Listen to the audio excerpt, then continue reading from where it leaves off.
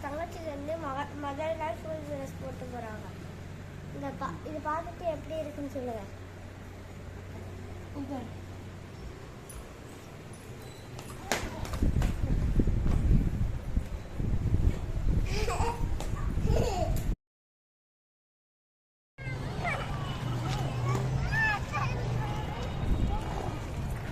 விழுந்துச்சு.